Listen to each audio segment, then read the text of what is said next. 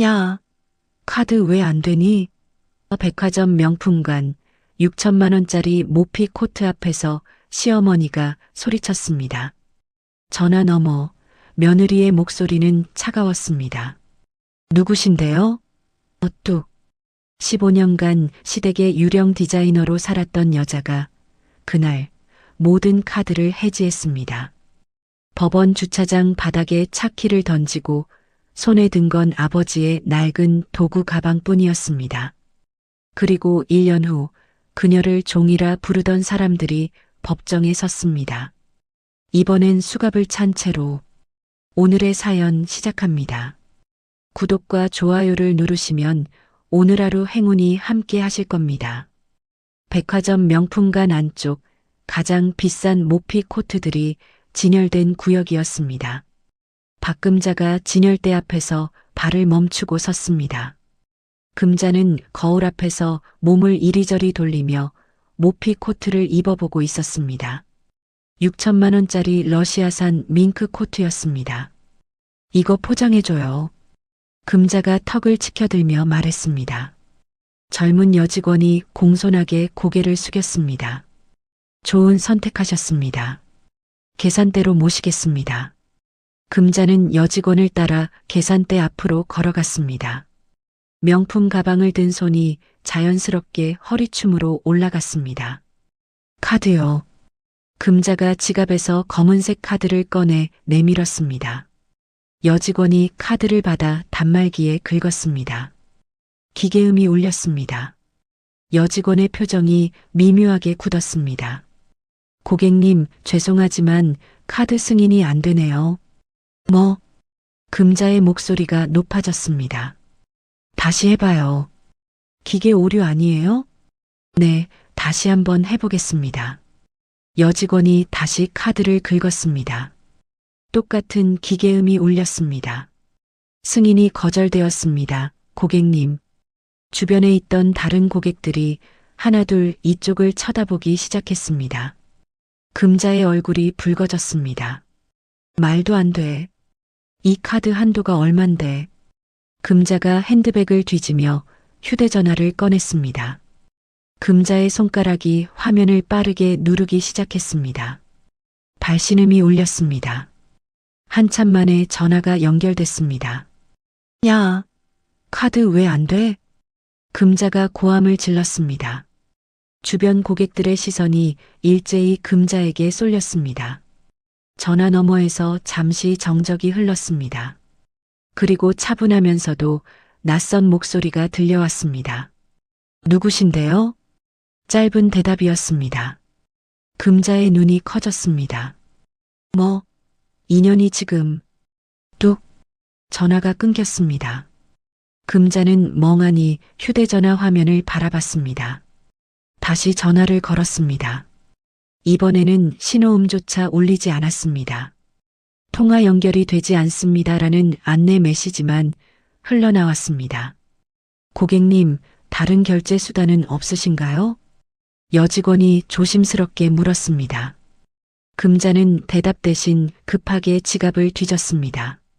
다른 카드를 꺼내 내밀었습니다. 이걸로 해봐요. 여직원이 카드를 받아 단말기에 넣었습니다. 또다시 승인 거절음이 울렸습니다. 금자의 손이 떨리기 시작했습니다.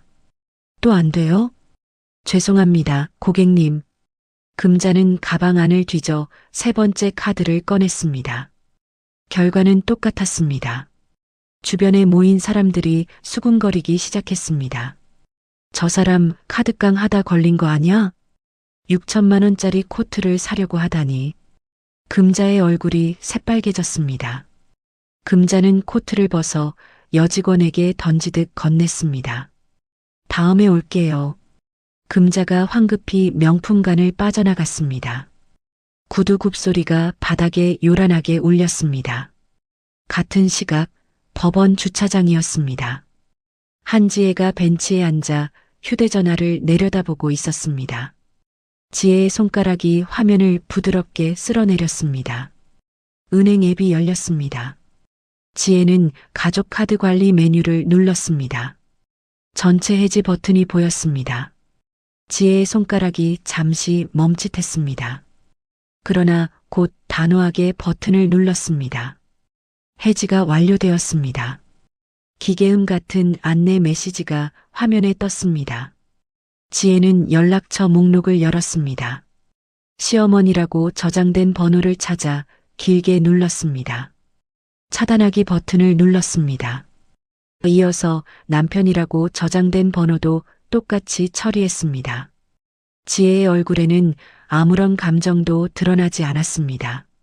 지혜가 천천히 자리에서 일어났습니다. 손에는 이혼 판결문이 들려 있었습니다. 지혜는 판결문을 가방 안에 넣고 주차장을 가로질러 걸었습니다. 검은색 세단 한 대가 주차돼 있었습니다. 지혜는 가방에서 차키를 꺼냈습니다. 잠시 차키를 내려다보다가 지혜는 그것을 바닥에 내던졌습니다. 쨍그랑 금속 소리가 시멘트 바닥에 울렸습니다. 지혜가 주차장 출구 쪽으로 걸어갔습니다. 거기에는 작은 화물 트럭 한 대가 서 있었습니다. 운전석에 있던 중년 남자가 창문을 내리고 손을 흔들었습니다. 한지혜 씨 맞죠? 네, 제가 부른 트럭 맞나요? 네, 짐은 다 실었습니다. 지혜가 트럭 뒤쪽으로 돌아가 적재함을 확인했습니다. 낡은 가죽 가방 하나와 두꺼운 노트 몇 권이 전부였습니다. 15년을 살았던 집에서 가져온 것 치고는 너무 적었습니다. 지혜는 적재함 덮개를 닫고 조수석 문을 열었습니다. 출발하시죠. 기사가 시동을 걸었습니다. 트럭이 천천히 움직이기 시작했습니다. 지혜는 사이드 미러에 비친 법원 건물을 잠깐 바라봤습니다. 그리고 고개를 돌려 앞만 보았습니다. 어디로 모실까요? 고시원입니다. 주소 보내드릴게요. 지혜가 휴대전화를 꺼내 주소를 입력했습니다.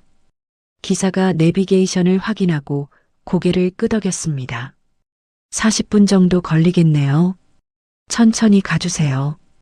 트럭은 시내를 빠져나가 외곽도로로 접어들었습니다. 차창 밖으로 낮은 건물들이 스쳐 지나갔습니다. 지혜는 무릎 위에 올려놓은 가방을 쓰다듬었습니다. 가방 안에는 아버지가 쓰시던 목공 도구들이 들어 있었습니다. 지혜의 손끝이 가방의 낡은 가죽을 천천히 훑었습니다. 손님 다 왔습니다. 기사의 목소리에 지혜가 고개를 들었습니다. 낡은 건물 하나가 눈앞에 서 있었습니다. 3층짜리 회색 건물이었습니다. 외벽 페인트가 군데군데 벗겨져 있었습니다. 지혜가 트럭에서 내렸습니다. 기사가 적재함에서 짐을 내려주었습니다. 지혜는 도구 가방을 한 손에 들고 노트 뭉치를 다른 손에 안았습니다. 수고하셨습니다. 힘내세요. 기사가 짧게 인사하고 트럭에 올라탔습니다. 트럭이 떠나고 지혜는 혼자 건물 앞에 섰습니다. 지혜는 가방을 바닥에 내려놓고 건물 입구 쪽을 바라봤습니다. 낡은 유리문 너머로 좁은 계단이 보였습니다. 지혜가 가방을 다시 들어 올렸습니다.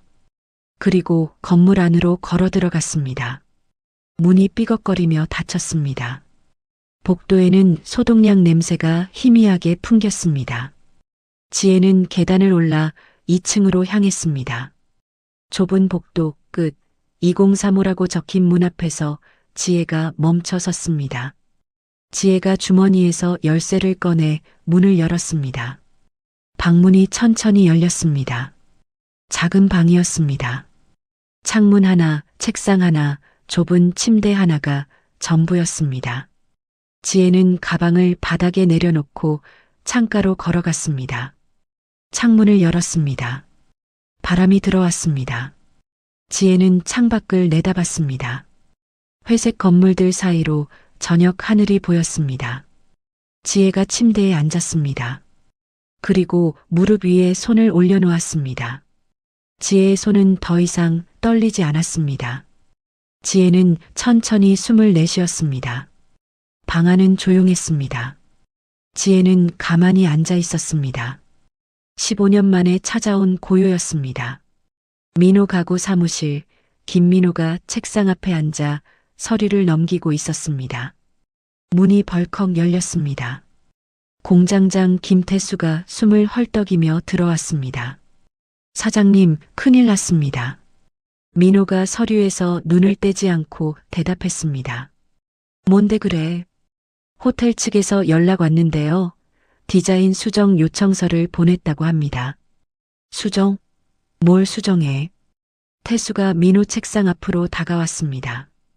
침대 헤드 부분 곡선이 도면이랑 다르다고 합니다.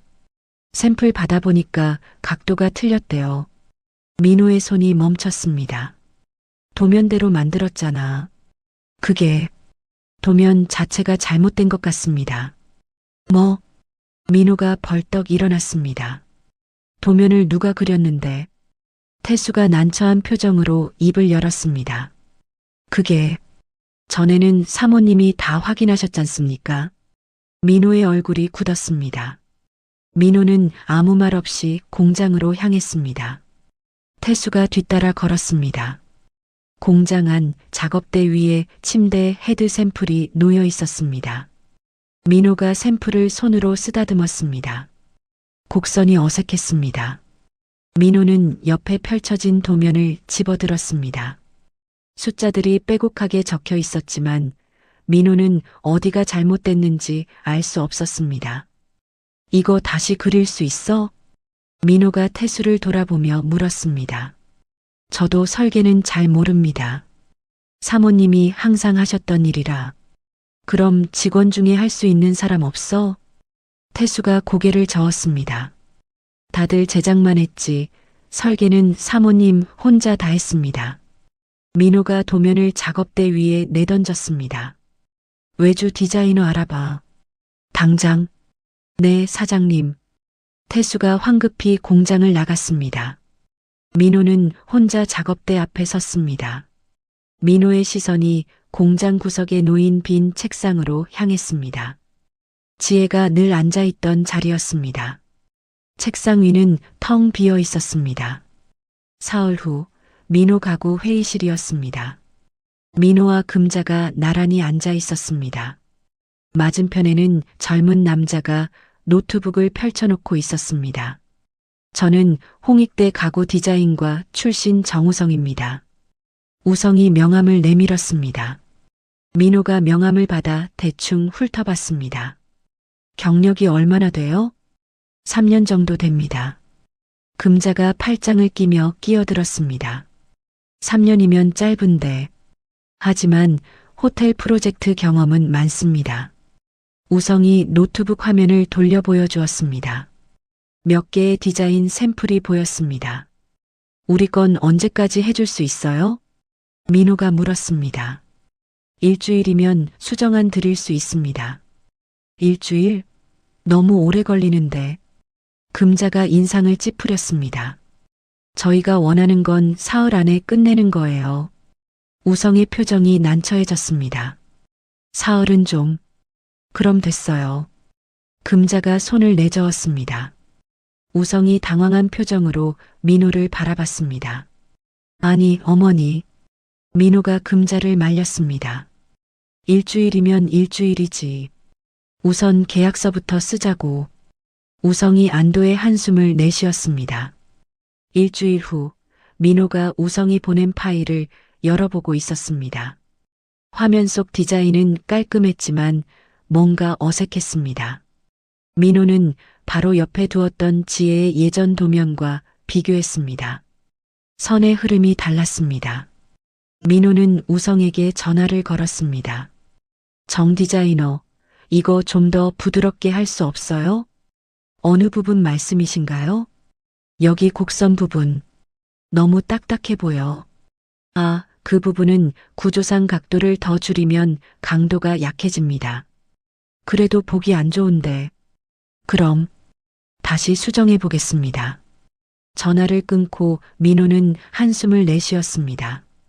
이틀 뒤 수정된 디자인이 도착했습니다. 민호는 파일을 열어보고 미간을 찌푸렸습니다. 여전히 마음에 들지 않았습니다. 민호는 휴대전화를 집어들었다가 멈칫했습니다. 지혜의 번호를 누를 뻔했습니다. 민호는 휴대전화를 책상 위에 내려놓고 고개를 저었습니다. 됐어. 이대로 가자. 민호가 혼잣말을 했습니다. 호텔 측에 최종 디자인을 보낸 지 사흘째 되는 날이었습니다. 민호의 휴대전화가 울렸습니다. 호텔 구매 담당자였습니다. 김 사장님, 보내주신 디자인 검토했습니다. 어떻습니까? 솔직히 말씀드려서 이전 샘플에 비해 많이 떨어집니다. 민호의 손에 힘이 들어갔습니다. 어느 부분이 그렇습니까? 전체적인 완성도가 다릅니다. 이전에 협의했던 그 섬세함이 안 보여요. 다시 수정하겠습니다. 죄송하지만 저희 일정이 촉박해서요. 다른 업체와 재협의하는 게 나을 것 같습니다. 잠깐만요. 조금만 시간을. 계약서 검토해 보시면 아시겠지만 디자인 승인 전까지는 저희가 계약 철회할 수 있습니다. 그래도 좋은 하루 되세요. 전화가 끊겼습니다. 민호는 휴대전화를 책상에 내던졌습니다. 휴대전화가 바닥으로 떨어졌습니다. 문이 열리고 금자가 들어왔습니다. 무슨 일이야? 호텔 건 날아갔어요. 뭐? 금자의 목소리가 높아졌습니다. 그게 얼마짜리 계약인데? 나도 알아요. 민호가 소리쳤습니다. 금자가 민호 앞으로 다가왔습니다. 그년 때문이야 다. 금자가 이를 갈았습니다. 그년이 가져간 노트 있잖아. 거기 우리 디자인 다 들어있어. 그건 지혜가 그린 거잖아요. 뭐? 그년이 우리 집에서 먹고 자면서 그린 건데 그게 그년 거야? 민호가 입을 다물었습니다. 금자가 가방에서 휴대전화를 꺼냈습니다. 친정집 전화번호 알아? 왜요? 당연히 찾아야지. 우리 거 가져간 거 돌려받으려고. 금자가 번호를 누르기 시작했습니다. 민호는 아무 말 없이 창밖을 바라봤습니다. 저녁 어느 작은 식당 앞이었습니다. 지혜의 어머니 이순이가 가게 문을 닫고 있었습니다. 순이의 휴대전화가 울렸습니다. 모르는 번호였습니다. 순이가 전화를 받았습니다. 여보세요? 아, 장모님. 금자의 목소리였습니다. 순이의 표정이 굳었습니다. 무슨 일로 전화하셨어요? 지혜 어디 있어요? 왜요? 우리 집 물건 가져갔거든요. 당장 돌려받아야겠어요. 순이가 한숨을 내쉬었습니다. 지혜는 본인 물건만 가져갔을 겁니다. 본인 물건? 그게 무슨 소리예요? 우리 집에서 그린 도면은 다 우리 거예요. 지혜가 15년 동안 그린 건데요. 그래도 우리 회사 직원이었잖아요. 금자가 소리를 질렀습니다. 순이가 전화기를 귀에서 떼었습니다. 지혜는 월급도 안 받았잖아요. 뭐, 밥 먹여주고 재워줬는데 그게 월급 아니에요? 순이의 손이 떨렸습니다. 더 이상 할 말 없습니다. 순이가 전화를 끊으려 했습니다. 야, 이 사람아. 끊지 마. 금자의 고함이 들렸습니다. 지혜 연락처 알려줘요. 안 그러면 직접 찾아갈 거야. 저도 모릅니다. 순이가 전화를 끊었습니다. 순이는 한동안 휴대전화를 손에 쥔 채 서 있었습니다. 손이 계속 떨렸습니다. 그날 밤 민호 가구 사무실이었습니다. 민호와 금자가 마주 앉아 있었습니다. 민호가 서류 뭉치를 금자 앞에 내밀었습니다. 이게 뭐야? 고소장이에요. 금자가 서류를 집어들었습니다. 재산 은닉? 지혜가 이혼하기 전에 돈을 빼돌렸을 거예요. 증거 있어? 만들면 되죠. 민호가 냉소를 지었습니다. 금자가 고개를 끄덕였습니다. 그래, 그렇게 해. 법적으로 확실하게 압박해야 해. 민호가 서류에 서명을 했습니다. 볼펜 끝이 종이 위를 긋는 소리가 조용한 사무실에 울렸습니다. 민호 가구 사무실, 민호가 책상에 앉아 서류를 보고 있었습니다. 문이 열리고 여자가 들어왔습니다. 키가 크고 날씬한 여자였습니다. 검은색 정장 차림에 하이힐을 신고 있었습니다. 오래 기다렸어? 여자가 민호 옆으로 다가와 어깨에 손을 올렸습니다. 희수야, 좀 늦었네. 민호가 여자의 손을 잡았습니다. 희수가 민호 책상 모서리에 걸터 앉았습니다. 고소장은 넣었어? 응, 어제 접수했어. 희수가 고개를 끄덕이며 가방에서 서류 몇 장을 꺼냈습니다. 이거 봐. 민호가 서류를 받아들었습니다. 이게 뭐야? 내전 마누라 재산 목록이야. 민호의 눈이 커졌습니다. 어떻게 이걸 구했어? 로펌에서 오래 일했잖아. 인맥 좀 쓰면 되지. 희수가 웃으며 서류를 가리켰습니다. 여기 봐. 시골에 창고 부지가 하나 있네. 지혜 아버지 이름으로 되어 있다가 상속받은 거야. 크기가 어느 정도야? 600평 정도. 요즘 땅값으로 치면 3억은 되겠어. 민호가 입술을 깨물었습니다. 그걸 어떻게 해? 희수가 민호 쪽으로 몸을 기울였습니다. 가압류 걸면 돼. 네가 고소장 넣었으니까 재산 도피 우려가 있다고 하면 법원에서 받아줄 거야. 진짜? 나 믿어. 희수가 민호의 턱을 손으로 쓰다듬었습니다. 통장도 묶어버릴 수 있어. 그럼 지혜는 돈 한 푼 못 쓰게 되지. 민호가 희수를 올려다봤습니다. 그렇게까지 해야 돼? 당연하지. 그년이 순순히 디자인 노트 돌려줄 것 같아? 민호가 잠시 망설이다가 고개를 끄덕였습니다. 알았어. 네가 알아서 해줘. 희수가 만족스러운 표정으로 일어났습니다. 내일부터 움직일게. 희수가 가방을 들고 사무실을 나갔습니다. 하이힐 소리가 복도에 울렸습니다. 사흘 후 지혜가 은행 앞에 서 있었습니다. 지혜는 현금 인출기 앞으로 걸어갔습니다. 카드를 넣고 비밀번호를 눌렀습니다. 화면에 빨간 글씨가 떴습니다. 거래가 제한된 계좌입니다. 지혜가 다시 비밀번호를 눌렀습니다. 똑같은 메시지가 나타났습니다. 지혜는 카드를 빼내 창구로 향했습니다. 손님, 무엇을 도와드릴까요?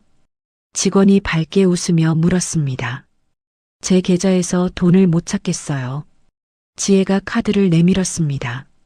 직원이 카드를 받아 컴퓨터에 입력했습니다. 직원의 표정이 미묘하게 변했습니다. 손님, 이 계좌는 현재 가압류 상태입니다. 가압류요? 네, 법원 결정으로 거래가 정지되었습니다. 지혜의 얼굴이 하얘졌습니다.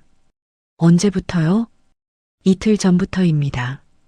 직원이 조심스럽게 서류를 출력해 건넸습니다. 자세한 내용은 여기 나와 있습니다. 지혜가 서류를 받아들었습니다. 손이 떨렸습니다. 서류에는 민호의 이름이 적혀 있었습니다. 지혜는 은행을 나와 고시원으로 돌아왔습니다. 방문을 열고 들어서자마자 침대에 주저앉았습니다. 지혜는 가방에서 통장을 꺼냈습니다. 잔액은 80만 원이었습니다. 그것마저 쓸 수 없게 되었습니다. 지혜가 휴대전화를 꺼내 인터넷을 검색했습니다. 아르바이트 구인 사이트를 열었습니다. 식당 설거지, 편의점 야간, 전단지 돌리기. 여러 공고가 떴습니다. 지혜는 식당 설거지 공고를 눌렀습니다. 다음 날 아침 지혜는 작은 중국집 주방에 서 있었습니다. 앞치마를 두른 주인 아주머니가 지혜를 훑어봤습니다. 나이가 어떻게 되세요? 48입니다. 일 힘든데 괜찮겠어요? 네, 할 수 있습니다. 주인 아주머니가 고개를 끄덕였습니다.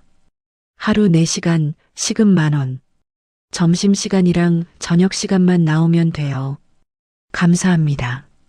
지혜가 허리를 숙여 인사했습니다. 그날부터 지혜는 매일 중국집에 나갔습니다. 설거지를 하고 바닥을 닦고 쓰레기를 버렸습니다. 손이 거칠어졌습니다. 허리가 아팠습니다. 하지만 지혜는 불평하지 않았습니다. 일주일이 지난 어느 날 저녁이었습니다.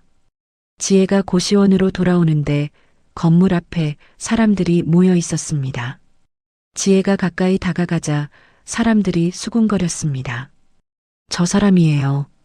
진짜 저 사람이 그랬대요? 지혜가 건물 입구를 보니 전단지가 붙어 있었습니다. 지혜는 전단지를 떼어 읽었습니다. 가정 파괴범 한지혜를 조심하세요. 남의 집 재산을 훔쳐 달아난 절도범입니다. 지혜의 손이 떨렸습니다. 전단지 아래쪽에는 지혜의 사진까지 붙어 있었습니다. 저기요. 지혜가 주변 사람들을 돌아보며 말했습니다. 이건 사실이 아닙니다. 하지만 사람들은 지혜를 피해 물러섰습니다. 지혜는 건물 안으로 들어갔습니다. 복도 곳곳에도 똑같은 전단지가 붙어 있었습니다. 지혜는 전단지를 하나씩 떼어냈습니다. 2층에 올라가자 고시원 관리인이 기다리고 있었습니다. 한지혜 씨. 네. 다른 입주자들이 불편해합니다. 관리인이 팔짱을 끼며 말했습니다. 저는 아무 잘못 없어요. 잘못이 있든 없든 민원이 들어왔어요. 나가주셔야겠습니다. 제가 낸 보증금은요? 규정상 한 달 전에 통보해야 돌려드릴 수 있습니다. 지혜가 입술을 깨물었습니다. 일주일만 더 있으면 안 될까요? 안 됩니다. 당장 오늘 나가주세요. 관리인이 돌아섰습니다. 지혜는 방문을 열고 들어갔습니다. 지혜는 가방에 옷가지를 넣기 시작했습니다. 아버지의 도구 가방도 챙겼습니다. 디자인 노트들도 안았습니다. 짐은 그게 전부였습니다. 밖에서 빗방울이 떨어지기 시작했습니다. 지혜는 창문을 닫고 방을 나섰습니다. 건물 밖으로 나오자 비가 거세게 내리고 있었습니다. 지혜는 우산이 없었습니다. 지혜는 가방을 가슴에 꼭 안고 걷기 시작했습니다. 빗물이 옷을 적셨습니다. 머리카락에서 물이 흘러내렸습니다. 지혜는 계속 걸었습니다. 시장통 골목에 들어섰습니다. 비를 피할 곳을 찾았습니다. 작은 처마 밑이 보였습니다. 지혜는 그곳으로 들어가 주저앉았습니다. 도구 가방을 무릎 위에 올려놓았습니다. 가방 표면에 빗물이 맺혔습니다. 지혜는 소매로 가방을 닦았습니다. 사람들이 우산을 쓰고 지나갔습니다. 아무도 지혜를 돌아보지 않았습니다. 지혜는 무릎을 끌어안고 앉아 있었습니다. 빗소리만 들렸습니다. 지혜는 눈을 감았습니다. 밤이 깊어갔습니다. 비는 계속 내렸습니다. 지혜는 처마 밑에서 몸을 웅크린 채 앉아 있었습니다. 차가운 바람이 불어왔습니다. 지혜의 이가 덜덜 떨렸습니다. 하지만 지혜는 도구 가방을 놓지 않았습니다. 새벽이 되자 비가 그쳤습니다. 지혜는 천천히 눈을 떴습니다. 온몸이 젖어 있었습니다. 옷이 무거웠습니다. 지혜는 가방을 들고 일어섰습니다.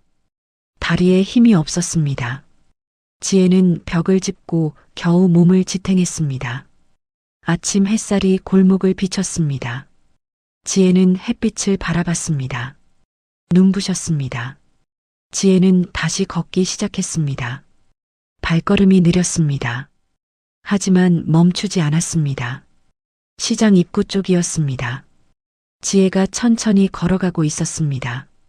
앞에서 노인 한 분이 커다란 수레를 끌고 있었습니다. 수레에는 폐지 뭉치들이 가득 실려 있었습니다. 노인이 비탈진 길에서 수레를 끌다가 비틀거렸습니다. 폐지 뭉치 하나가 바닥으로 떨어졌습니다. 지혜가 다가가 폐지를 주워들었습니다. 괜찮으세요? 지혜가 노인에게 물었습니다.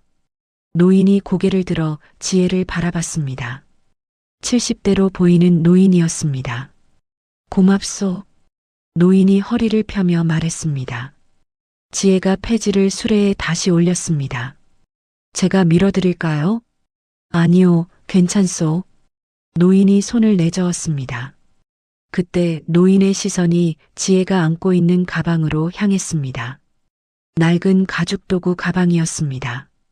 그 가방, 노인이 가방을 가리켰습니다. 혹시 한석주 목수님 거 아니오? 지혜의 눈이 커졌습니다. 아버지를 아세요? 석주 씨가 당신 아버지요? 노인이 놀란 표정으로 지혜에게 다가왔습니다. 네, 한석주가 제 아버지입니다. 가방 좀 보여주시겠소? 지혜가 가방을 노인에게 건넸습니다. 노인이 가방 옆면을 살폈습니다. 작은 낙관이 새겨져 있었습니다. 석주라는 글자였습니다. 맞소. 석주 씨 가방이 맞아. 노인의 목소리가 떨렸습니다. 석주 씨는 어디 계시오? 돌아가셨어요. 10년 전에. 지혜가 조용히 대답했습니다. 노인의 얼굴이 어두워졌습니다. 그랬구만. 노인이 한숨을 내쉬었습니다. 실례지만 할아버지는 아버지를 어떻게 아세요? 나는 강만수라고 하오. 석주 씨한테 큰 은혜를 입었지. 강만수가 지혜를 바라봤습니다. 30년도 더 전 일이요. 내가 노점상을 하던 시절이었소. 비가 억수같이 쏟아지던 날 장사 도구를 담던 나무 상자가 완전히 부서졌소. 만수가 먼 곳을 바라보며 말을 이었습니다. 석주 씨가 지나가다가 보더니 그냥 고쳐주셨소. 돈도 안 받고 말이오. 그런 일이 있었군요. 지혜가 고개를 끄덕였습니다. 그때 석주 씨가 해준 말이 아직도 기억나오. 어려울 때 서로 도와야 사람 사는 세상이라고 했소. 만수가 지혜에게 가방을 돌려주었습니다. 당신은 석주 씨 따님이시오? 네, 막내딸 한지혜입니다. 지혜 양. 만수가 지혜의 모습을 천천히 살폈습니다. 젖은 옷, 거친 손, 핏기 없는 얼굴. 무슨 일이 있었소? 만수가 조심스럽게 물었습니다. 지혜는 대답하지 않았습니다. 다만 가방을 꼭 껴안았습니다. 배고프지 않소? 만수가 물었습니다. 지혜의 배에서 소리가 났습니다. 지혜의 얼굴이 붉어졌습니다. 따라오시오. 만수가 수레를 끌고 걷기 시작했습니다. 지혜가 망설이다가 뒤따라갔습니다. 골목을 빠져나가 큰 길로 나왔습니다. 검은색 차 한 대가 길가에 서 있었습니다. 운전기사가 차에서 내려 만수에게 다가왔습니다. 회장님, 기다리고 있었습니다. 기사가 허리를 숙여 인사했습니다. 지혜가 놀란 표정으로 만수를 바라봤습니다. 회장님이세요? 그냥 만수라고 부르시오. 나는 일주일에 한 번씩 이렇게 거리로 나오. 초심을 잃지 않으려고 말이오. 만수가 차 문을 열며 지혜에게 손짓했습니다. 타시오. 밥부터 먹고 이야기합시다. 지혜가 차에 올랐습니다. 만수도 옆자리에 앉았습니다. 차가 출발했습니다. 1시간쯤 달렸을까요? 차가 한적한 시골길로 들어섰습니다. 앞쪽에 큰 저택이 보였습니다. 담장 너머로 정원이 펼쳐져 있었습니다. 여기가 어디예요? 지혜가 물었습니다. 내 별장이요. 가끔 이곳에 와서 쉬곤 하지. 차가 저택 앞에 멈췄습니다. 두 사람이 차에서 내렸습니다. 집사가 현관에서 기다리고 있었습니다. 손님 방을 준비해 주시오. 그리고 따뜻한 물과 옷까지도요. 만수가 집사에게 지시했습니다. 알겠습니다, 회장님. 집사가 지혜를 2층으로 안내했습니다. 넓은 방이었습니다. 욕실에서 따뜻한 물이 준비되어 있었습니다. 천천히 씻으세요. 옷은 침대 위에 놓아두겠습니다. 집사가 나갔습니다. 지혜는 욕실로 들어가 옷을 벗었습니다. 따뜻한 물이 온몸을 감쌌습니다. 지혜는 한참 동안 물속에 있었습니다. 욕실에서 나와 침대 위에 놓인 옷을 입었습니다. 깨끗한 면 원피스였습니다. 지혜는 거울을 보았습니다. 낯선 자신이 보였습니다. 아래층으로 내려갔습니다. 만수가 식당에서 기다리고 있었습니다. 식탁 위에 음식이 차려져 있었습니다. 앉으시오. 만수가 의자를 권했습니다. 지혜가 앉았습니다. 드시오. 지혜는 숟가락을 들었습니다. 첫 숟가락을 뜨는데 눈물이 났습니다. 지혜는 고개를 숙이고 밥을 먹었습니다. 식사를 마치고 만수가 지혜를 서재로 안내했습니다. 만수는 책장 뒤에 숨겨진 금고를 열었습니다. 안에서 낡은 열쇠 하나를 꺼냈습니다. 이게 뭐예요? 지혜가 물었습니다. 석주 씨가 내게 맡긴 거요. 언젠가 따님이 찾으러 올 거라고 했소. 만수가 열쇠를 지혜 손에 올려놓았습니다. 아버지가요? 그래요. 석주 씨는 당신을 많이 걱정했소. 당신이 재능이 있지만 세상이 그걸 알아주지 않을까봐 두려워했지. 지혜의 손이 떨렸습니다. 내일 아침에 그곳으로 가봅시다. 만수가 말했습니다. 다음 날 아침 지혜와 만수는 차를 타고 시골로 향했습니다. 2시간쯤 달려 작은 마을에 도착했습니다. 차가 낡은 창고 앞에 멈췄습니다. 큰 창고였습니다. 녹슨 자물쇠가 문에 걸려 있었습니다. 지혜가 열쇠를 꺼내 자물쇠에 넣었습니다. 찰칵! 자물쇠가 열렸습니다. 지혜가 무거운 문을 밀었습니다. 문이 천천히 열렸습니다. 창고 안이 보였습니다. 지혜는 숨이 멎었습니다. 거대한 원목들이 가지런히 쌓여 있었습니다. 벽면을 따라 선반이 설치되어 있었고 그 위에 여러 목재들이 놓여 있었습니다. 이게 다 지혜가 중얼거렸습니다. 석주 씨가 30년 넘게 모은 거요. 당신을 위해 준비한 거지. 만수가 창고 안으로 들어갔습니다. 지혜도 뒤따라 들어갔습니다. 창고 안쪽에 작은 책상이 하나 있었습니다. 책상 위에 봉투가 놓여 있었습니다. 봉투 겉면에 지혜에게라고 적혀 있었습니다. 지혜가 봉투를 집어들었습니다. 손이 떨렸습니다. 봉투를 열었습니다. 편지가 들어 있었습니다. 지혜야, 이 편지를 읽고 있다면 아빠는 이미 세상에 없을 거다. 아빠가 미안하구나. 살아생전에 내게 이 창고를 보여주지 못해서. 하지만 아빠는 네가 언젠가 이곳을 찾을 거라고 믿었어. 이 나무들은 모두 내 것이다. 내 재능은 누구의 것도 아닌 너의 것이란다. 잊지 마라.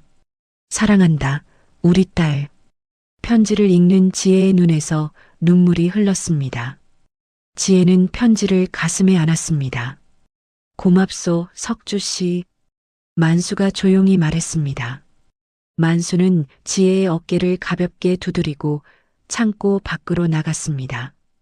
지혜는 혼자 창고 안에 섰습니다. 원목들을 하나하나 손으로 쓰다듬었습니다. 나무결이 손끝에 느껴졌습니다. 지혜는 책상 서랍을 열었습니다. 안에 설계도 몇 장이 들어 있었습니다. 아버지의 필체로 그려진 도면이었습니다. 지혜가 아직 한 번도 본 적 없는 디자인이었습니다. 지혜는 도면을 펼쳐놓고 한참 들여다봤습니다. 아버지의 숨결이 느껴졌습니다. 창문으로 햇빛이 들어왔습니다. 원목들이 은은하게 빛났습니다. 지혜는 천천히 숨을 들이마셨습니다. 나무 향기가 코끝에 스며들었습니다. 지혜는 도구 가방을 열었습니다. 아버지의 대패가 들어 있었습니다. 지혜는 대패를 꺼내 손에 쥐었습니다. 아버지, 이제 시작할게요. 지혜가 조용히 말했습니다. 지혜의 눈빛이 달라졌습니다. 단단해졌습니다. 창고 밖에서 만수가 지혜를 바라보고 있었습니다. 만수는 조용히 미소 지었습니다. 6개월 후 서울 한복판에 위치한 고급 갤러리였습니다. 입구에 현수막이 걸려 있었습니다. 지혜, 새로운 시작이라는 글자가 적혀 있었습니다. 갤러리 안은 사람들로 가득했습니다. 기자들이 카메라를 들고 분주히 움직였습니다. 갤러리 중앙에 가구들이 전시되어 있었습니다. 한지혜가 흰색 정장을 입고 서 있었습니다. 머리를 단정하게 올린 모습이었습니다. 지혜의 옆에 강만수가 서 있었습니다. 긴장되시오? 만수가 조용히 물었습니다. 조금요. 지혜가 미소 지으며 대답했습니다. 잘할 거요. 당신 작품이 증명할 테니까. 만수가 지혜의 어깨를 가볍게 두드렸습니다. 한 남자가 마이크를 들고 단상으로 올라갔습니다. 갤러리 관장이었습니다.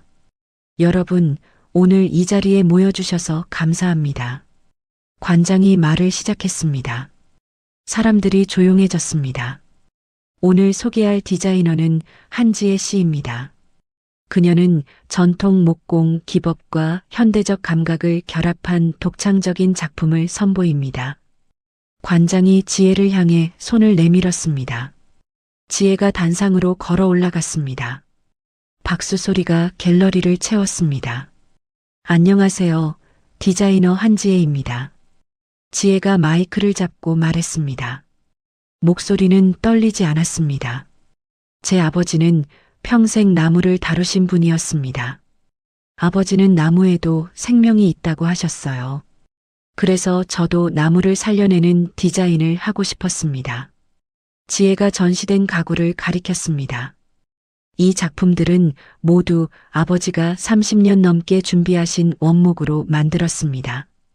아버지의 마음과 제 손길이 함께 담긴 가구들입니다. 한 기자가 손을 들었습니다. 질문 있습니다. 이전에 민호 가구에서 일하셨다고 들었는데 그때 경험이 도움이 되었나요? 지혜는 잠시 멈칫했습니다. 그리고 천천히 대답했습니다. 그곳에서의 시간은 제게 많은 것을 가르쳐 줬습니다. 하지만 이 작품들은 온전히 저만의 것입니다. 지혜의 목소리에 힘이 실렸습니다. 제 재능은 누구의 것도 아닌 저의 것입니다. 갤러리 안이 조용해졌습니다. 그리고 다시 박수가 터져 나왔습니다. 런칭 행사가 끝나고 한 달 후였습니다. 만수의 사무실에서 지혜와 만수가 마주 앉아 있었습니다. 책상 위에 서류 한 장이 놓여 있었습니다. 밀라노 가구 박람회 초청장이요. 만수가 서류를 지혜에게 밀었습니다. 밀라노요? 지혜가 놀란 표정으로 물었습니다. 당신 작품이 이미 유럽에서 화제요. 박람회 측에서 직접 초청했소? 믿기지 않아요. 지혜가 초청장을 들여다봤습니다. 믿으시오. 당신은 이미 훌륭한 디자이너요. 만수가 웃으며 말했습니다. 2달 후 밀라노 박람회장이었습니다. 거대한 홀 안에 세계 각국의 가구들이 전시되어 있었습니다. 지혜의 부스 앞에 사람들이 모여들었습니다. 금발의 여자가 지혜의 의자를 만지며 감탄했습니다. 정말 아름다워요. 이 곡선 좀 보세요. 여자가 옆 사람에게 말했습니다. 손으로 직접 깎은 거예요? 한 남자가 지혜에게 물었습니다. 네, 모든 곡선은 대패로 직접 다듬었습니다. 지혜가 영어로 대답했습니다. 놀랍군요. 요즘 이렇게 작업하는 사람이 드문데. 남자가 고개를 끄덕였습니다. 박람회 마지막 날 시상식이 열렸습니다. 지혜는 객석에 앉아 있었습니다. 심장이 빠르게 뛰었습니다. 올해의 신인 디자이너 대상은 사회자가 봉투를 열었습니다. 한국에서 온 한지혜 디자이너입니다. 지혜의 이름이 불렸습니다. 지혜는 자리에서 일어났습니다. 다리가 후들거렸습니다. 무대로 걸어 올라갔습니다. 조명이 눈부셨습니다. 사회자가 트로피를 건넸습니다. 수상 소감 부탁드립니다. 사회자가 마이크를 지혜에게 내밀었습니다. 감사합니다. 지혜가 트로피를 가슴에 안고 말했습니다. 이 상은 제 것이 아닙니다. 저를 믿어주신 아버지, 그리고 저를 도와주신 모든 분들의 것입니다. 지혜의 눈에 눈물이 맺혔습니다. 저는 오랫동안 제 이름을 숨기고 살았습니다. 하지만 이제는 디자이너 한지혜로 당당히 서겠습니다. 카메라 플래시가 터졌습니다. 박수 소리가 홀을 가득 채웠습니다. 한국으로 돌아온 지혜는 창고를 찾았습니다. 아버지의 창고였습니다. 지혜는 창고 안으로 들어갔습니다. 한쪽 구석에 작은 나무 의자가 놓여 있었습니다. 지혜가 어릴 적 아버지가 만들어주신 의자였습니다. 지혜는 의자에 앉았습니다. 트로피를 무릎 위에 올려놓았습니다. 햇빛이 창문으로 들어와 트로피를 비쳤습니다. 반짝이는 빛이 창고 벽에 반사되었습니다. 지혜는 가방에서 아버지의 편지를 꺼냈습니다. 여러 번 읽어 낡아빠진 편지였습니다. 지혜는 편지를 펼쳤습니다. 내 재능은 누구의 것도 아닌 너의 것이란다. 지혜가 조용히 문장을 소리내어 읽었습니다. 목소리가 떨렸습니다. 지혜는 편지를 가슴에 안았습니다. 눈물이 볼을 타고 흘러내렸습니다. 15년간 참았던 눈물이었습니다. 아버지, 해냈어요. 지혜가 중얼거렸습니다. 제 이름으로 해냈어요. 지혜는 한참 동안 울었습니다. 서러움의 눈물이 아니었습니다. 기쁨의 눈물이었습니다. 창고 밖에서 새들이 지저귀는 소리가 들렸습니다. 바람이 창문을 통해 들어왔습니다. 지혜의 머리카락이 흩날렸습니다. 지혜는 눈물을 닦고 일어났습니다. 창문 밖을 내다봤습니다. 푸른 하늘이 펼쳐져 있었습니다. 지혜는 트로피를 책상 위에 조심스럽게 올려놓았습니다. 그리고 아버지의 편지를 액자에 넣어 벽에 걸었습니다.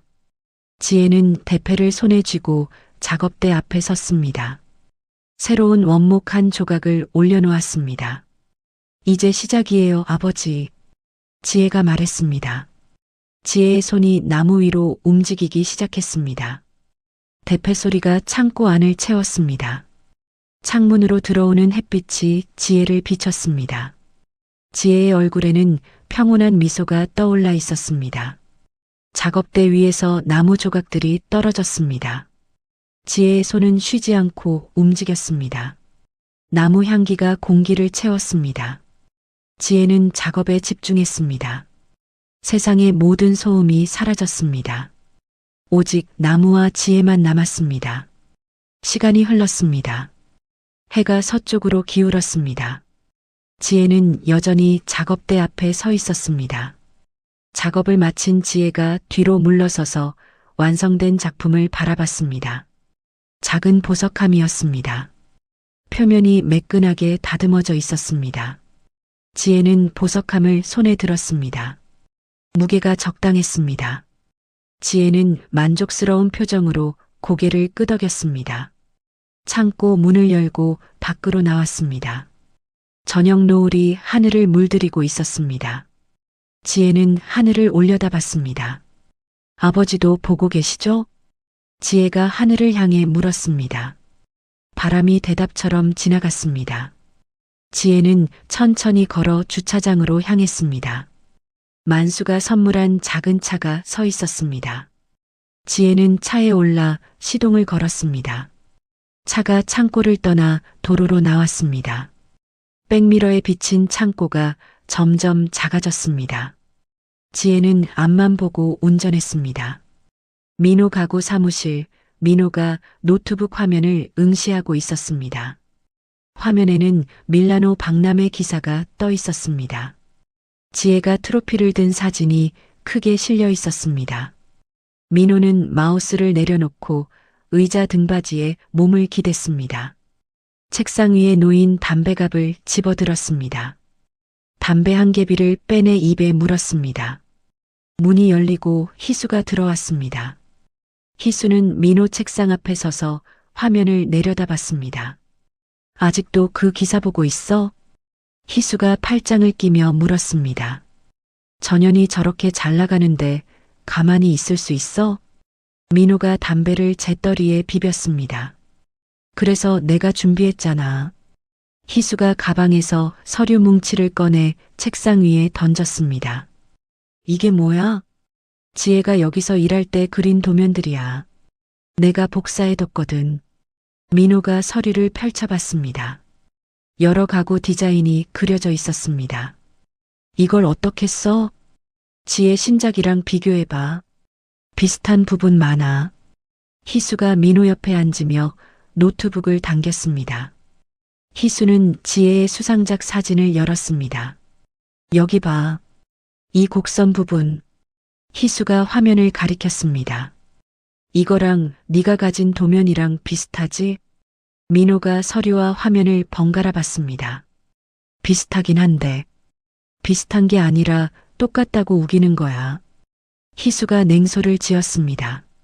기자회견 열어서 표절이라고 폭로하는 거지. 민호가 잠시 망설였습니다. 그래도 증거가 약한 거 아니야? 그래서 이것도 준비했어. 희수가 다른 서류를 꺼냈습니다. 고용 계약서였습니다. 이건 뭐야? 지혜가 민호 가구 직원이었다는 계약서야. 민호가 계약서를 자세히 봤습니다. 지혜의 서명이 있었습니다. 이 서명, 가짜야. 내가 만든 거. 희수가 태연하게 말했습니다. 민호의 얼굴이 굳었습니다. 이건 위조 아냐? 걸리지만 않으면 돼. 지혜한테 원본 계약서 없잖아. 희수가 민호의 손을 잡았습니다. 이번이 마지막 기회야. 지혜를 완전히 무너뜨릴 수 있어. 민호는 한참 생각하다가 고개를 끄덕였습니다. 알았어. 언제 할 거야? 내일 당장. 이틀 후, 한 호텔 회의실에 기자들이 모여 있었습니다. 앞쪽에 민호와 금자, 희수가 나란히 앉아 있었습니다. 테이블 위에 마이크가 놓여 있었습니다. 민호가 마이크를 당겼습니다. 오늘 이 자리를 마련한 이유는 심각한 표절 사건을 알리기 위해서입니다. 기자들이 메모를 시작했습니다. 최근 밀라노 박람회에서 수상한 한지의 디자이너는 저희 회사 민호 가구의 디자인을 도용했습니다. 한 기자가 손을 들었습니다. 증거가 있습니까? 민호가 희수를 쳐다봤습니다. 희수가 일어나 프로젝터를 켰습니다. 화면에 두 개의 디자인이 나란히 떴습니다. 왼쪽이 민호 가구의 미발표 도안이고 오른쪽이 한지혜 씨의 수상작입니다. 희수가 포인터로 화면을 가리켰습니다. 여기 곡선 부분, 이 비율, 전체적인 구조가 완전히 동일합니다. 금자가 마이크 앞으로 몸을 기울였습니다. 저 여자는 제 며느리였어요. 15년 동안 우리 집에 얹혀 살면서 우리 기술을 배웠죠. 금자의 목소리가 떨렸습니다. 이혼하고 나가면서 회사 자료를 몽땅 가져갔어요. 그걸로 지금 돈을 벌고 있는 거예요. 다른 기자가 질문했습니다. 한지혜 씨가 직원이었다는 증거가 있습니까? 희수가 서류를 들어 올렸습니다. 여기 고용 계약서가 있습니다. 한지혜 씨는 민호 가구의 정식 디자이너였습니다. 희수가 계약서 사본을 기자들에게 나눠줬습니다. 따라서 그녀가 재직 중 작업한 모든 디자인은 회사 소유입니다. 민호가 다시 마이크를 잡았습니다. 저희는 한지혜 씨를 상대로 50억 원의 손해배상 소송을 제기할 예정입니다. 카메라 플래시가 터졌습니다. 기자들이 동시에 질문을 쏟아냈습니다. 그날 저녁 뉴스가 일제히 이 소식을 보도했습니다. 지혜는 작업실에서 텔레비전을 보고 있었습니다. 밀라노 박람회 수상자 표절 논란. 화면에 큰 글자가 떴습니다. 앵커가 뉴스를 읽었습니다. 신진 디자이너 한지혜 씨가 전 직장의 디자인을 도용했다는 의혹이 제기됐습니다. 화면이 바뀌었습니다. 민호의 기자회견 장면이 나왔습니다. 지혜는 리모컨을 내려놓고 소파에 주저앉았습니다. 휴대전화가 울렸습니다. 만수였습니다. 회장님, 지혜의 목소리가 떨렸습니다. 뉴스 봤소? 네. 내일 아침에 만납시다. 대응 방법을 찾아야 하오. 죄송해요. 회장님께 피해를. 피해는 무슨. 진실을 밝히면 돼요. 만수가 차분하게 말했습니다. 전화를 끊고 지혜는 창밖을 바라봤습니다. 다음 날 지혜의 작업실 앞에 기자들이 몰려들었습니다. 지혜가 문을 열고 나오자 카메라가 일제히 플래시를 터뜨렸습니다. 한지혜 씨, 표절 의혹에 대해 어떻게 생각하십니까? 정말 민호 가구 디자인을 훔친 겁니까? 기자들이 마이크를 들이댔습니다. 지혜는 고개를 숙이고 차로 향했습니다. 대답 좀 해주세요. 기자들이 지혜를 둘러쌌습니다. 지혜는 간신히 차에 올라탔습니다. 인터넷에는 악플이 쏟아졌습니다. 지혜는 휴대전화로 기사 댓글을 읽었습니다. 역시 이혼녀는 믿을 게 못돼 남의 것 훔쳐서 상 받았네. 밀라노 박람회 망신이다. 지혜는 휴대전화를 내려놓았습니다. 손이 떨렸습니다. 일주일 후 만수의 사무실이었습니다. 만수와 지혜가 마주 앉아 있었습니다. 만수의 표정이 어두웠습니다. 호텔 측에서 계약을 취소했소.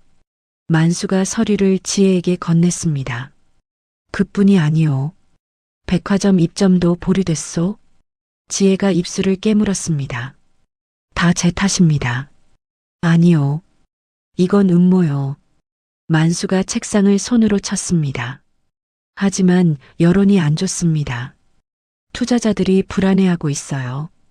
비서가 들어와 조심스럽게 말했습니다. 회장님, 이사회에서 연락 왔습니다. 한지의 프로젝트 투자 철회를 검토 중이랍니다. 만수의 얼굴이 굳었습니다. 알았네. 비서가 나갔습니다. 만수가 지혜를 바라봤습니다. 지혜 양, 포기하지 마시오. 하지만 이미 아직 끝난 게 아니오. 진실은 반드시 밝혀지는 법이오. 만수가 지혜의 손을 잡았습니다. 지혜는 작업실로 돌아왔습니다. 작업대 위에 미완성 가구가 놓여 있었습니다. 지혜는 가구를 만지작거렸습니다. 휴대전화가 다시 울렸습니다. 모르는 번호였습니다. 지혜가 전화를 받았습니다. 한지혜 씨죠? 저는 유럽 바이어입니다. 남자의 목소리였습니다. 네. 죄송하지만 저희 주문을 취소하려고 합니다. 왜요? 표절 논란 때문에 브랜드 이미지가. 지혜가 전화를 끊었습니다. 휴대전화를 책상 위에 내려놓았습니다. 지혜는 의자에 앉아 고개를 떨구었습니다. 어깨가 축 늘어졌습니다. 창문으로 비가 내리기 시작했습니다. 빗소리가 유리창을 두드렸습니다. 지혜는 눈을 감았습니다. 15년 전 시댁 작업실이 떠올랐습니다. 금자의 목소리가 귓가에 맴돌았습니다. 너는 우리 집 종이다. 지혜는 눈을 떴습니다. 주먹을 꽉 쥐었습니다. 아니야. 나는 디자이너 한지혜야. 지혜가 중얼거렸습니다. 하지만 목소리에는 힘이 없었습니다. 밤이 깊어갔습니다. 작업실에는 지혜 혼자 남아 있었습니다. 책상 위에 놓인 트로피가 어둠 속에서 희미하게 빛났습니다. 지혜는 트로피를 바라봤습니다. 눈물이 볼을 타고 흘러내렸습니다. 빗소리만 작업실을 채웠습니다. 지혜의 작업실, 새벽 2시였습니다. 지혜는 책상 앞에 앉아 오래된 사진들을 뒤지고 있었습니다. 시댁에서 찍은 사진들이었습니다. 지혜의 손가락이 한 장의 사진에서 멈췄습니다. 사진 속 작업실 벽에 낡은 벽시계가 걸려 있었습니다. 지혜는 사진을 자세히 들여다봤습니다. 그 벽시계는 지혜가 10년 전 직접 산 것이었습니다. 지혜는 자리에서 벌떡 일어났습니다. 옷장에서 외투를 꺼내 입었습니다. 차 키를 집어들고 작업실을 나섰습니다. 1시간 후 지혜는 민호 가구 공장 앞에 서 있었습니다. 공장은 어둠에 잠겨 있었습니다. 지혜는 담장을 따라 걸었습니다. 뒤편에 작은 창문이 보였습니다. 예전에 지혜가 작업하던 공간이었습니다. 지혜는 창문 아래 놓인 상자를 밟고 올라갔습니다. 창문을 밀자 잠기지 않은 채로 열렸습니다. 지혜는 조심스럽게 안으로 들어갔습니다. 휴대전화 손전등을 켰습니다. 작업실은 예전 그대로였습니다. 먼지만 쌓여 있을 뿐이었습니다. 지혜는 벽을 따라 손전등을 비췄습니다. 저 모퉁이에 벽시계가 걸려 있었습니다. 지혜가 벽시계 앞으로 다가갔습니다. 시계는 멈춰 있었습니다. 지혜는 시계를 벽에서 조심스럽게 떼어냈습니다. 뒷면을 확인했습니다. 작은 렌즈가 보였습니다. 지혜의 손이 떨렸습니다. 시계 뒷면을 열었습니다. 메모리 카드가 꽂혀 있었습니다. 지혜는 메모리 카드를 빼냈습니다. 주머니에 넣고 시계를 다시 제자리에 걸었습니다. 왔던 길로 조용히 빠져나왔습니다. 작업실로 돌아온 지혜는 노트북에 메모리 카드를 연결했습니다. 파일들이 화면에 나타났습니다. 지혜는 가장 오래된 파일을 열었습니다. 화면에 작업실 내부가 보였습니다. 지혜가 책상에 앉아 도면을 그리고 있었습니다.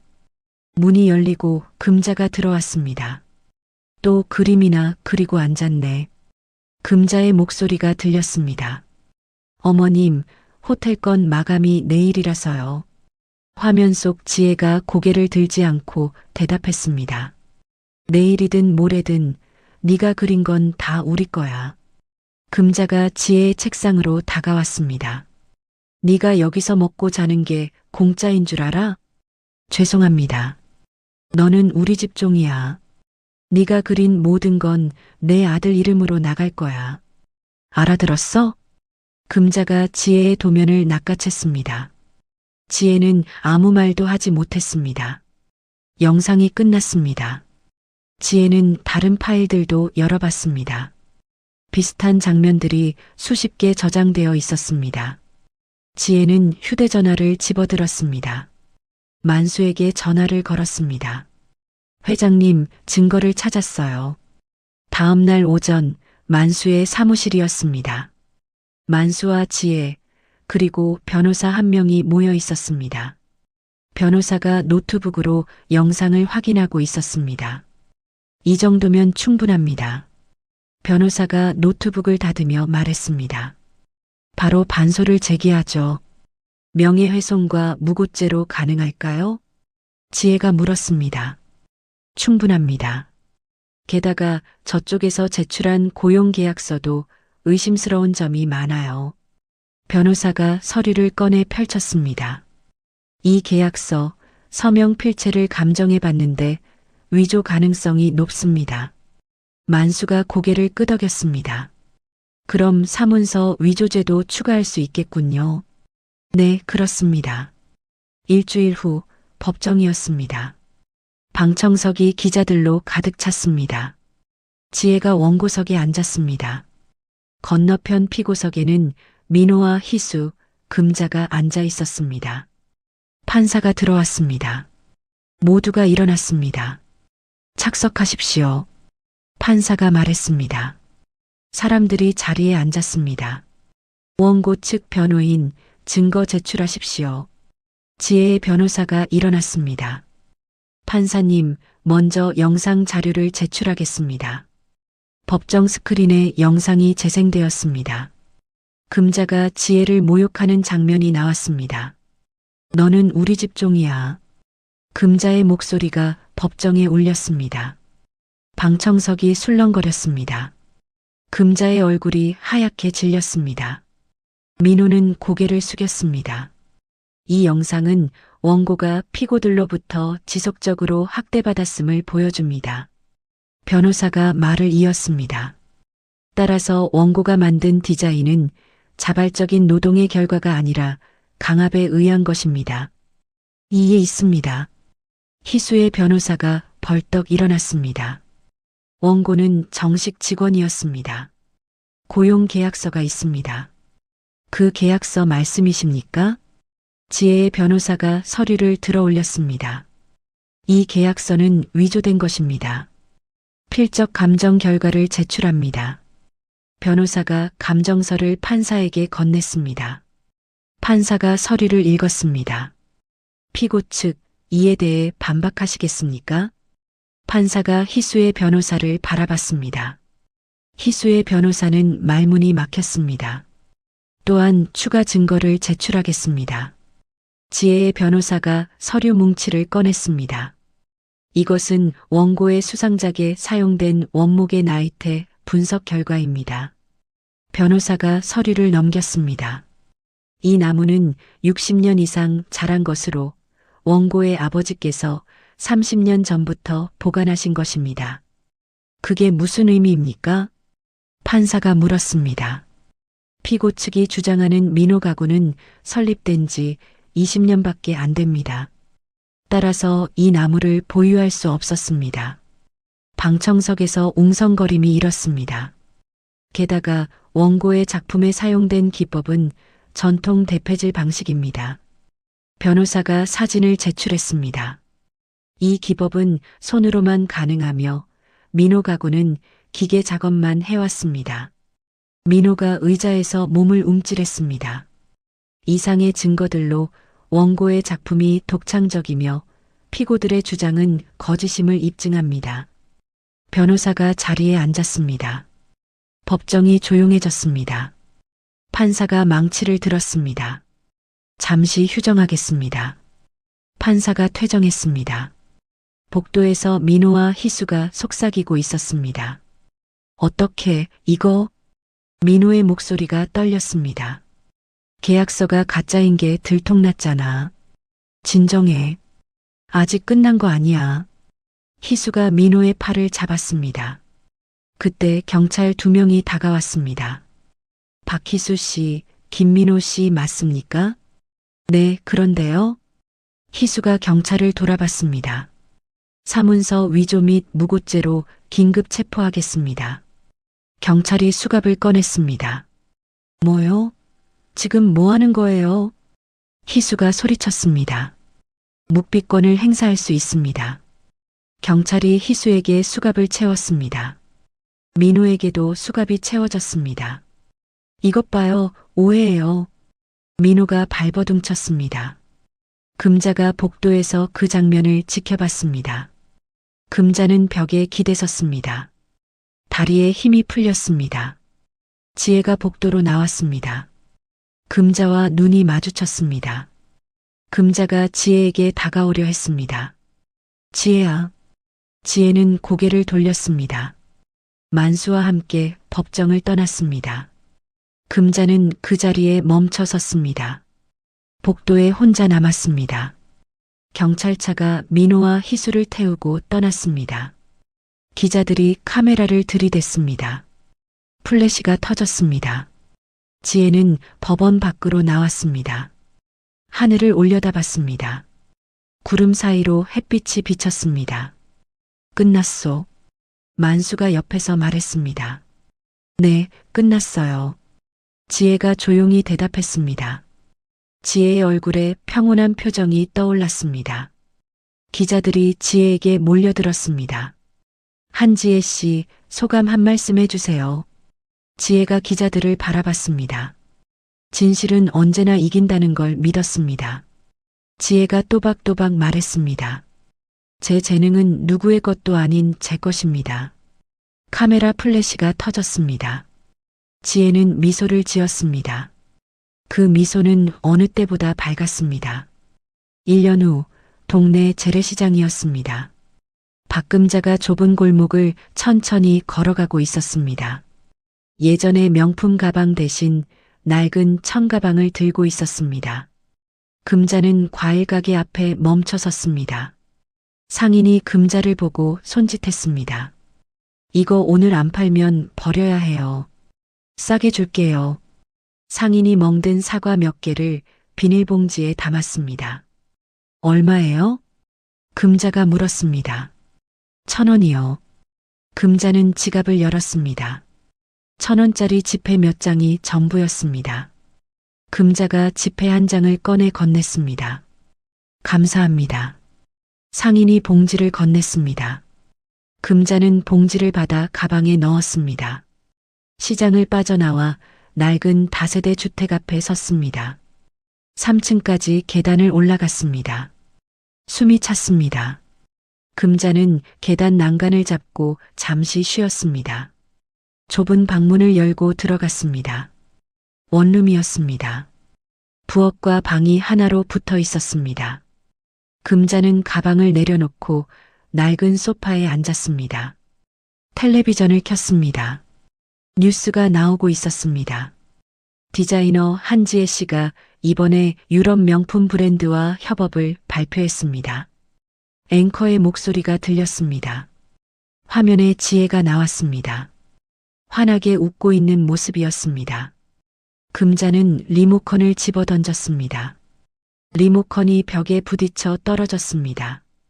금자는 고개를 떨구었습니다. 같은 시각 어느 건설 현장이었습니다. 김민호가 시멘트 자루를 어깨에 메고 걸어가고 있었습니다. 땀이 얼굴을 타고 흘러내렸습니다. 김민호, 빨리 안 와?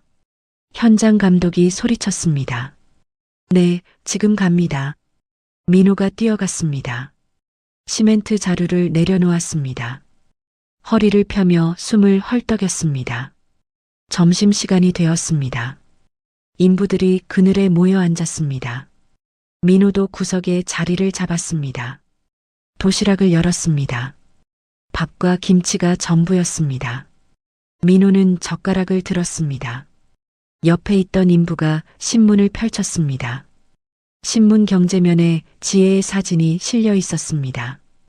이 사람 대단하네. 이혼하고 완전히 성공했잖아. 인부가 신문을 두드리며 말했습니다. 민호는 고개를 돌렸습니다. 밥을 입에 넣었지만 넘어가지 않았습니다. 저녁, 민호는 고시원 방으로 돌아왔습니다. 샤워를 하고 침대에 누웠습니다. 천장을 바라봤습니다. 휴대전화를 꺼내 인터넷을 켰습니다. 지혜의 이름을 검색했습니다. 수많은 기사가 나왔습니다. 민호는 기사를 하나씩 읽었습니다. 눈가가 붉어졌습니다. 휴대전화를 가슴에 올려놓았습니다. 미안해, 지혜야. 민호가 중얼거렸습니다. 목소리가 떨렸습니다. 하지만 대답은 없었습니다. 방은 조용했습니다. 그날 밤 민호의 휴대전화가 울렸습니다. 모르는 번호였습니다. 민호가 전화를 받았습니다. 김민호 씨 맞습니까? 남자의 목소리였습니다. 네, 그런데요. 빚 갚을 생각 있으세요? 이자가 계속 불어나고 있는데요. 민호는 전화를 끊었습니다. 휴대전화를 침대 옆에 내려놓았습니다. 민호는 눈을 감았습니다. 하지만 잠이 오지 않았습니다. 2년 후 시골 마을이었습니다. 넓은 부지에 새로운 건물이 들어서 있었습니다. 나무로 지은 2층 건물이었습니다. 입구에 간판이 걸려 있었습니다. 지혜공방학교. 건물 앞 정원에서 지혜가 나무 테이블을 닦고 있었습니다. 뒤에서 젊은 여자가 다가왔습니다. 한지선이었습니다. 엄마, 차 끓였어요. 지선이 쟁반을 들고 왔습니다. 쟁반 위에 찻잔 2개가 놓여 있었습니다. 고마워, 지선아. 지혜가 테이블을 다 닦고 천을 내려놓았습니다. 두 사람은 테이블에 마주 앉았습니다. 지선이 찻잔을 지혜 앞에 놓았습니다. 지혜가 찻잔을 들어 향을 맡았습니다. 오늘 새 학생들 오죠? 지선이 물었습니다. 응, 5명이 온대. 많이 늘었네요. 지선이 웃으며 말했습니다. 다들 진심으로 배우고 싶어하는 사람들이야. 지혜가 차를 한 모금 마셨습니다. 정원 입구로 사람들이 들어왔습니다. 젊은이들이었습니다. 공방학교 학생들이었습니다. 선생님, 안녕하세요. 학생들이 인사했습니다. 어서 와요. 오늘은 대패질 배울 거예요. 지혜가 일어서며 말했습니다. 학생들이 공방 안으로 들어갔습니다. 지혜도 뒤따라 들어갔습니다. 공방 안 학생들이 작업대 앞에 섰습니다. 지혜가 대패를 들어 보였습니다. 대패는 힘으로 하는 게 아니에요. 나무의 결을 읽어야 해요. 지혜가 나무 위에 대패를 올렸습니다. 부드럽게 밀었습니다. 나무 조각이 얇게 말려 나왔습니다. 와! 학생들이 감탄했습니다. 자, 한 번씩 해봐요. 지혜가 학생들에게 대패를 나눠줬습니다. 저녁이 되었습니다. 학생들이 하나둘 집으로 돌아갔습니다. 지혜와 지선만 공방에 남았습니다. 엄마, 저 설거지 할게요. 지선이 찻잔들을 모았습니다. 그래, 나는 정리 좀 하고 나갈게. 지혜가 작업대를 정리했습니다. 톱밥을 쓸어 담았습니다. 도구들을 제자리에 놓았습니다. 공방 한쪽 벽에 액자가 걸려 있었습니다. 아버지의 편지였습니다. 지혜는 잠시 액자 앞에 섰습니다. 아버지, 잘하고 있죠? 지혜가 조용히 물었습니다. 창문으로 바람이 들어왔습니다. 마치 대답처럼 느껴졌습니다. 지혜는 공방을 나와 정원으로 갔습니다. 지선이 테이블을 닦고 있었습니다. 다 했어요, 엄마. 고생했어. 두 사람은 나란히 벤치에 앉았습니다. 석양이 하늘을 물들이고 있었습니다. 엄마, 행복해요? 지선이 물었습니다. 지혜는 지선을 돌아봤습니다. 응, 정말 행복해. 지혜가 지선의 손을 잡았습니다. 이게 진짜 내 삶이야. 누구의 것도 아닌. 석양빛이 두 사람을 비췄습니다. 정원의 나무들이 바람에 살랑거렸습니다. 지혜는 하늘을 올려다봤습니다. 구름이 천천히 흘러가고 있었습니다. 지혜의 얼굴에는 평온한 미소가 떠올라 있었습니다. 테이블 위에 놓인 찻잔 두 개가 석양빛을 받아 반짝였습니다. 따뜻한 차 향기가 정원에 퍼졌습니다. 멀리서 새 한 마리가 날아갔습니다. 지혜는 그 새를 바라봤습니다. 자유롭게 날아가는 모습이었습니다. 지선이 지혜의 어깨에 머리를 기댔습니다.